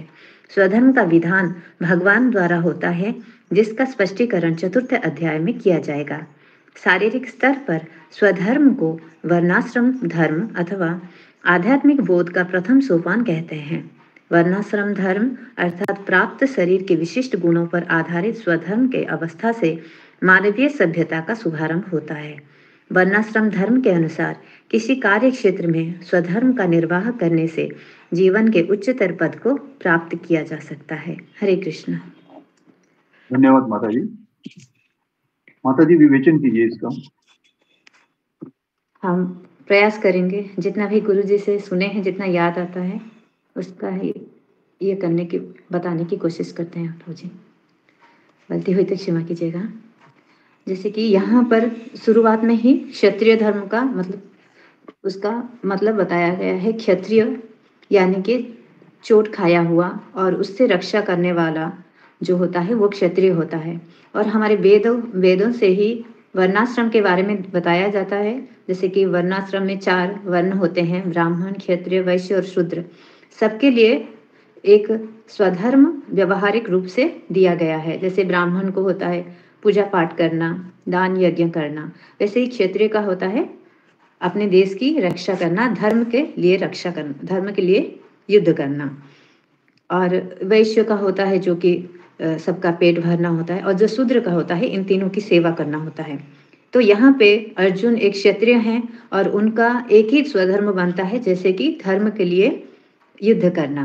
तो यहाँ पे वो देहात्म बुद्धि के कारण जब अब युद्ध के बीच में खड़े रथ को रखते हैं भगवान, तो वो उनकी नज़र जब अपने आत्मीयजनों पर पड़ता है तो वो देहात्म बुद्धि के कारण मतलब आसक्ति से बंध जाते हैं और अपने स्वधर्म को भूल जाते हैं कि ये जो आगे खड़े हैं वो मेरे दादाजी है, पितामह हैं, ये सब। तो आसक्ति से बंध जाने के कारण वो अपने नियत धर्म को भूल गए हैं। जैसे कि वो क्षत्रिय हैं और उनका धर्म है कि धर्म के लिए लड़ाई करना या फिर युद्ध करना, और अपने नियत कर्म को भूल जाने के कारण भगवान यहाँ उनको बताते हैं। और यहाँ पे 2 उदाहरण के स्वरूप बताया गया है। जैसे कि क्षत्रिय जब वो उनको बचपन से ही पहले से ही युद्ध करने की शिक्षा दी जाती है। जैसे कि जंगल में जाकर पशुओं को तलवार से लड़ना सिखाते हैं, कैसे शत्रुओं को मारने की शिक्षा दी जाती है। ऐसा इसलिए करते हैं क्योंकि आगे जाकर वो जो मतलब अगर हमारे धर्म में कोई बाधा आती है, सनातन धर्म आज भी देखा जाता है, जो सनातन धर्म के ऊपर जब चोट पहुंचती है तो क्षत्रिय जाग जाते हैं। पर आज सब कुछ आज एक इंसान के अंदर ही पाया जाता है, ब्राह्मण, क्षत्रिय, वैश्य, शूद्र सब कुछ। तो कोई अपना नियत धर्म का पालन नहीं कर रहा है, फिर भी जब धर्म के ऊपर चोट आती है तो लड़ने के लिए सब लड़ पड़ते हैं। तो यहाँ पर जैसे कि क्षत्रिय का धर्म होता है लड़ना, तो यहाँ पे वो देहात्म बुद्धि के कारण वो भूल गए हैं। यहाँ इस बारे में बताते हैं। और आगे जाकर ये भी भगवान बताते हैं जैसे कि अगर तुम लड़ाई नहीं करोगे, अपने स्वधर्म का पालन नहीं करोगे तो अपयश का कारण बनेगा। अगर तुम युद्ध करोगे, अगर उसमें तुम विजयी होते हो तो तुमको स्वर्ग प्राप्त, तुम राज्य सुख लाभ कर पाओगे। अगर तुम इसमें वीर गति को प्राप्त होते तो तुम्हें स्वर्ग का सुख लाभ होगा, जो कि एक ब्राह्मण अपने यज्ञों में पशुओं की बलि देकर वही स्वर्ग को जाता है, जिसका सुख तुम अगर युद्ध में हार भी जाते हो तो तुम एक सुनाम लेकर वीर गति को प्राप्त होगे। यहाँ पे ये बताया गया है। और आगे जाकर स्वधर्म को 2 भागों में मतलब बताते हैं कि स्वधर्म 2 प्रकार के होते हैं और उसको एक आध्यात्मिकता से जोड़ते हैं और एक विशिष्ट गुणों पर, जैसे कि मानवीय सभ्यता का मतलब भगवान द्वारा होता है। और यहाँ पे स्वयं भगवान ही उसको बोलते हैं युद्ध करने के लिए, जिससे कि अर्जुन मतलब भ्रमित हो जाते हैं और अपनी देहात्म बुद्धि के कारण। प्रभु जी क्षमा कीजिएगा, अच्छे से नहीं बता पा रहे हूँ, भूल जाते हैं, क्षमा कीजिएगा। बहुत अच्छे से बताया आपने, बहुत अच्छे बताया। कोई और विवेचन करना चाहेगा इसका? माता जी बहुत सुंदर। माता जी कृष्ण हरी बोल। माता जी बहुत अच्छा।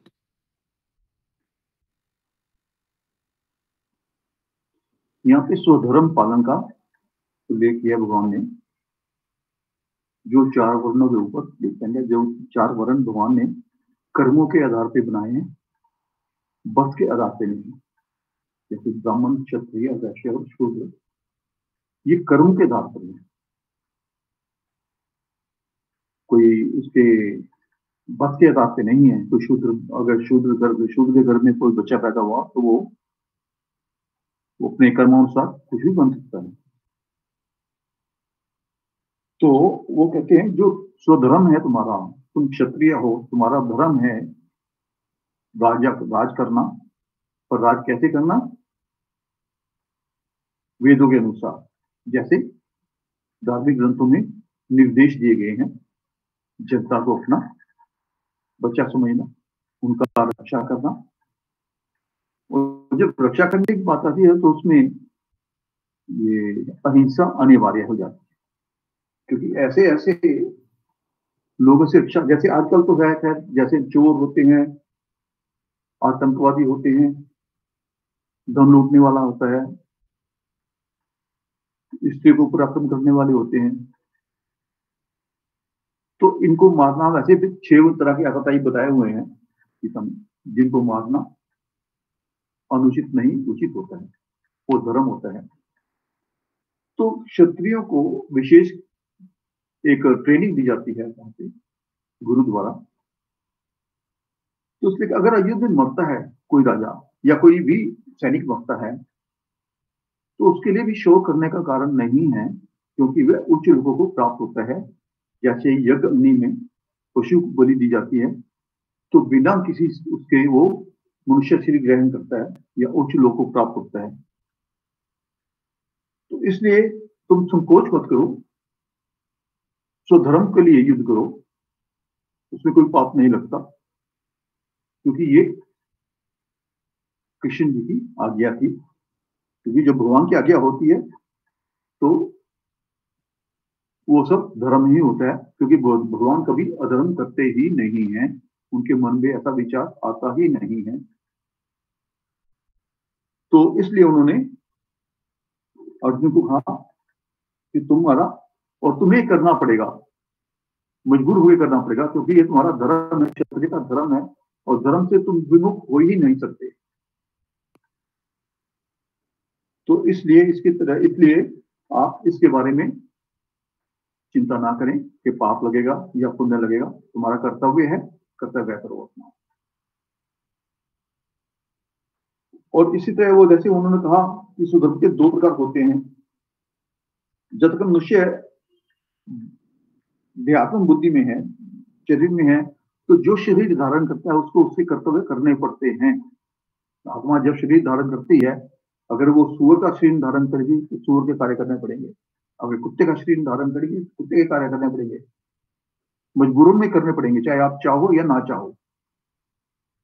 अगर आप एक इंसान का शरीर धारण करते हो तो अपने कर्मों के अनुसार कार्य करना पड़ेगा आपको, क्योंकि ऐसी ऐसी परिस्थिति बन जाती है तो आपको उधर जाना ही पड़ता है, उसको काम करना ही पड़ता है अपने कर्मानुसार।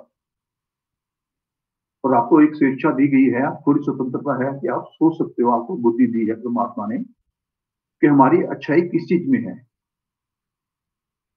तो आप चुन सकते हो। क्योंकि जो आप चुनोगे भगवान वैसी व्यवस्था आपके लिए कर देंगे।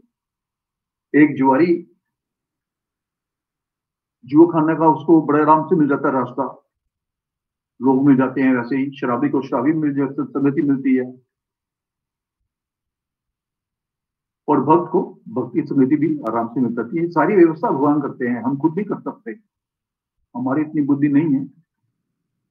तो सारी व्यवस्था भगवान ही स्वयं करते हैं, उसके लिए जो वो चाहता है वो बना देते हैं। तो इसलिए जब वो मुक्त हो जाता है तो वो उसका स्वधर्म आध्यात्मिक हो जाता है। मुक्त होने का यह मतलब भी नहीं है कि वो मर जाता है। मुक्त होने का मतलब वो भौतिक आसक्ति से मुक्त हो जाता है, तो वो आध्यात्मिक हो जाता है, फिर अध्यात्मवाद में चलता है, अध्यात्म में चलता है। तो इसलिए किसी प्रकार का शोक करने का काम नहीं है। अर्जुन को कहा है कि तुम युद्ध करो, कोई और विकल्प नहीं है आपके पास। धर्म अधर्म का सोचना तुम्हारे लिए नहीं है, ये मैंने सोचना है क्या अधर्म है क्या धर्म है। एक छोटा सा एग्जांपल मैं दूंगा यहाँ पे साईं बाबा जी का। बाबा जी का एक बड़ा भक्त था, करोड़पति था, बापू साहब बूटी। तो कोई एक वहां बकरा लाया बूढ़ा मरने वाला, तो उसने कहा भाई चलो इसको बाबा के पास से एक दूसरे वो मुसलमान आते थे, बड़े अच्छे थे वो, तो ज्ञानी थे। तो बाबा ने कहा भाई, बड़े बाबा उनसे बोलते थे, तो साईं बाबा ने कहा बड़े बाबा को आप इसको मारो बकरे को। तो उन्होंने मना कर दिया, मुसलमान होकर भी मना कर दिया। फिर उन्होंने बापू साहब बूटी को कहा तो बापू साहब आप बकरे को मारिए। वो ब्राह्मण थे। तो बापू साहब खड़े हो गए एकदम से, चक्कू लेके ऐसा चढ़ा लिया उन्होंने अपना, और अंतिम आदेश की प्रतीक्षा करने लगे। तो या आप आदेश करें तो मैं मारूं। तो बाबा ने कहा ठीक है, क्या क्या सोच रहे हो, मारो। जैसे ही मारने लगे बाबा ने कहा रुको, तुम ब्राह्मण होकर बकरे की बलि दे रहे हो, तुम्हें शर्म नहीं आती? तो उन्होंने कहा, बड़ा अच्छा उसने जवाब दिया, तो बकरा मारना उचित है या अनुचित ये हमारा काम नहीं है। ये सोचना मेरा काम नहीं है कि बकरे को मारना ठीक है या नहीं ठीक है, धर्म यह अधर्म है, मेरा काम नहीं है। मेरा काम तो निसंकोच गुरु की आज्ञा पालन करने में है। ये गुरु ने सोचना है ये धर्म है या अधर्म है, मेरा धर्म नहीं है। मेरा धर्म तो आज्ञा पालन करने में है। तो बकरा मारा नहीं गया। तो इसी तरह ये गुरु सिर्फ एक टेस्ट दिया था उन्होंने। तो इसी तरह ये है, ये धर्म के बारे में सोचना या ना सोचना, ये भगवान जब कहते हैं ना तो वो धर्म ही होता है, अधर्म कभी नहीं होता। ये सोचना उनका काम है, क्या धर्म क्या अधर्म, क्योंकि हम मंदबुद्धि हैं, हमारी समझ में नहीं आ सकता कुछ भी ऐसा। तो इसलिए श्री कृष्ण भगवान ने अर्जुन को उपदेश दिया था, कोई मेरे द्वारा कोई गलती हो गई हो, कोई ज्यादा बोल गया हूं, कोई त्रुटि हो गई हो, तो मेरे को कृपया क्षमा करना या बता दें। नहीं प्रभु जी, बहुत अच्छा बुद्धि हूँ मैं, बहुत ज्यादा बोला प्रभु जी। हरि बोल। प्रभु जी आप बहुत अच्छा बता रहे हैं, बहुत हरि बोल।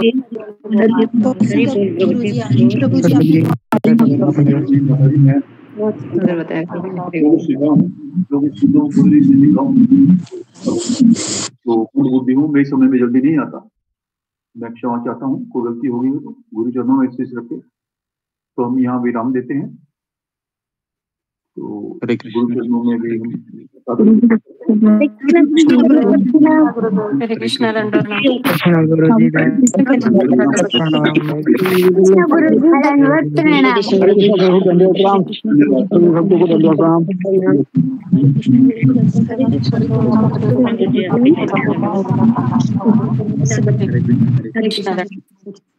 हरे कृष्णा सभी भक्तों को दंडवत प्रणाम। हरे कृष्णा सभी भक्तों को दंडवत प्रणाम। हरे कृष्ण जी। आवाज आ रहा है मेरा? जी गुरुदेव, हरे कृष्ण गुरु जी। प्रणाम गुरु जी। हरे कृष्ण। हरे कृष्ण गुरु जी कहाँ गए थे, उनके अनाथ हुए आपके बिना। हरे कृष्णा गुरु जी, दंडवत प्रणाम। सभी भक्तों को दंडवत प्रणाम।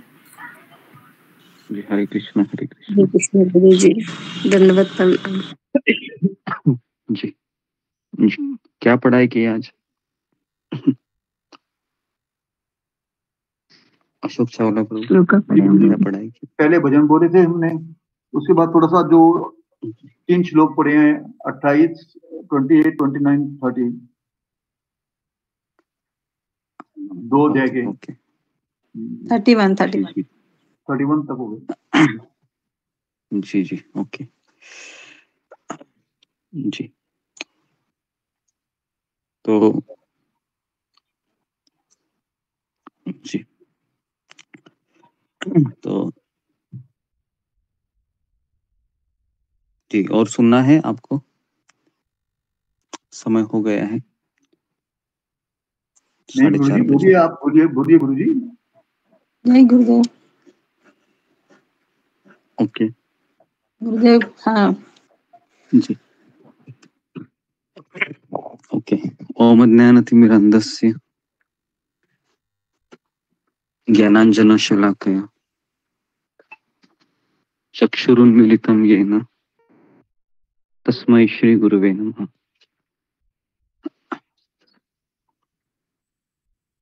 जय श्री कृष्ण चैतन्य प्रभु नित्यानंद श्री अद्वैत गदाधर श्रीवासादि गौर भक्त वृंद। हरे कृष्णा कृष्णा कृष्णा हरे हरे, हरे राम राम राम हरे हरे। जी तो समय बहुत ज्यादा हो गया है जी।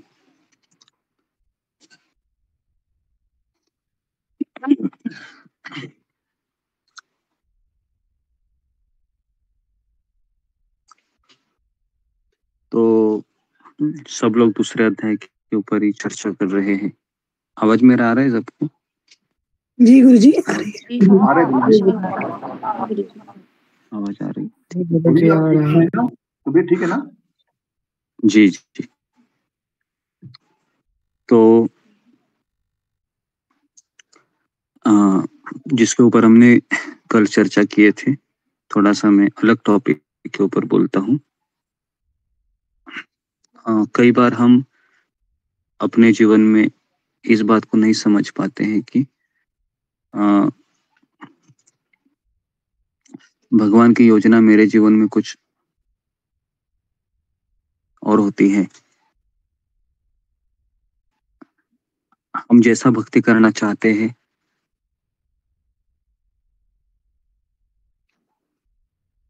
ये हमारी इच्छा होती है कि मैं इसी प्रकार से भक्ति करूं और इससे मैं भगवान के और करीब जाऊंगी या और करीब जाऊंगा।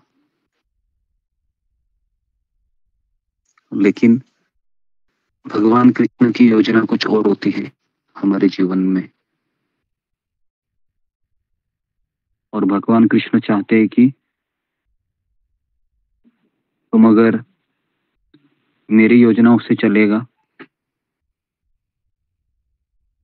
तो और मेरे करीब आ सकता है।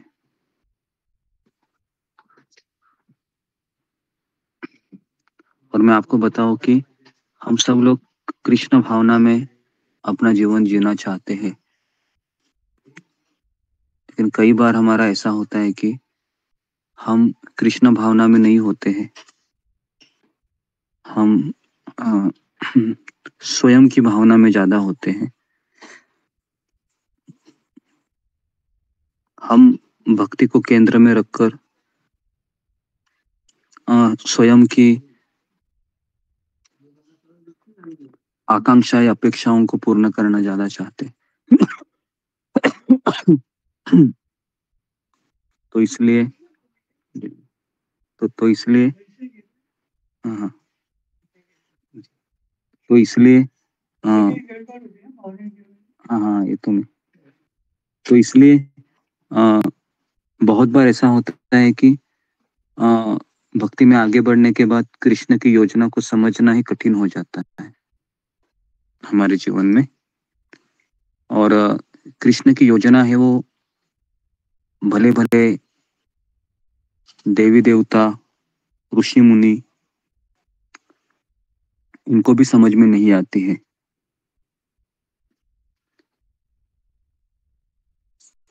गीता का हम दूसरा अध्याय पढ़ रहे हैं, गीता का हमने पहले अध्याय भी पढ़ा। हमको समझ में आ रहा है कि गीता किस तरह से शुरुआत होती है, भगवान किस तरह से मार्गदर्शन करते हैं। लेकिन भगवान ने अर्जुन को अपना जीवन, अपने कर्म, ये स्वयं उन्हीं को जीने के लिए प्रेरित किया। कृष्ण बोले केवल कि मैं तुम्हें ज्ञान प्रदान करूंगा, युद्ध करना है वो तुम्हारे हाथ में है। और पिछले जन्म में हमने बहुत सारे कर्म किए हैं, और जो हमारे माता, हमारे पिता, हमारे पुत्र, ये जितने भी रिश्तेदार होते हैं ना, ये हमारे पिछले जन्म के कर्म के बहुत करीब के सहयोगी होते हैं। और जो भी मेरे साथ हो रहा है इस जन्म में या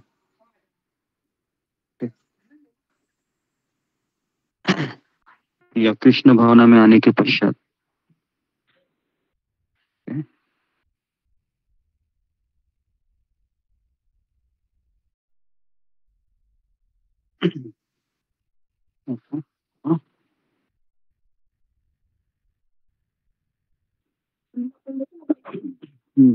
हम समझ नहीं पाते हैं कि ये कर्म के सिद्धांत किस तरह से मेरे ऊपर काम करते हैं। तो इसलिए हम ये भगवत का हम जो अभी ये श्लोका हम पढ़ रहे हैं ना, तो श्रील प्रभुपाद जी ने हमें बहुत बारीकाई से इन चीजों को बताया है। तो तात्पर्य हम इसलिए पढ़ रहे हैं ताकि हम इन चीजों को समझ सके, खास करके कि मेरे जीवन में ऐसा ये सब क्यों हो रहा है करके। भक्ति में आने के बाद ये सब क्यों हो रहा है, क्योंकि भगवान चाहते हैं कि ये सारे कर्म तुम फेडने के लिए और कई जन्म लेने वाला था, लेकिन ये सारे जितने भी जन्म के कर्म का हिसाब किताब है ये एक ही जन्म में निपटा दो और यहाँ से मेरे पास आ जाओ, है ना।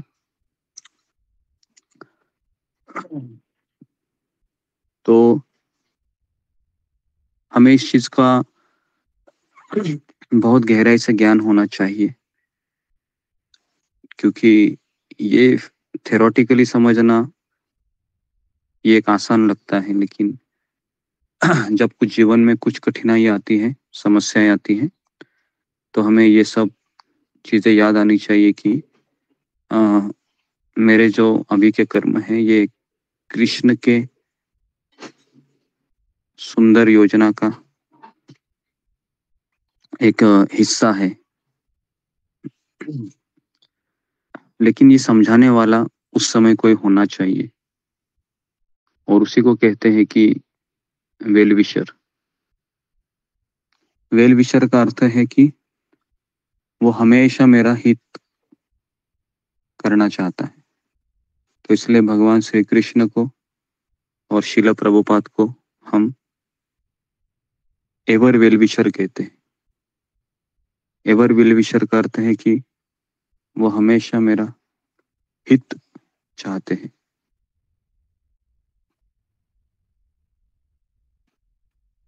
तो यहाँ पर मैं रुकता हूँ। ओके, तो हम सबको बहुत बहुत धन्यवाद। हरे कृष्णा कृष्ण हरे कृष्ण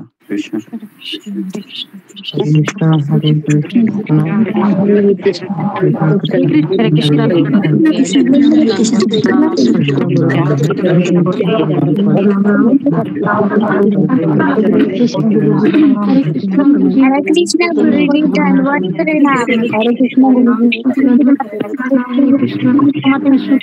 प्रणाम। हरे कृष्ण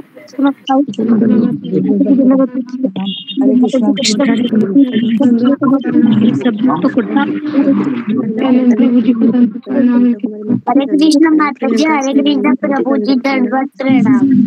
हरे कृष्ण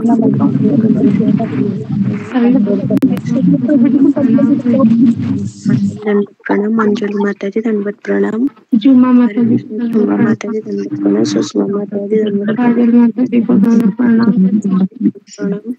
माता जी को आरती माता जी को दंडवत चलो प्रभु जी दंडवत प्रणाम। के पीछे भी दंडवत प्रणाम।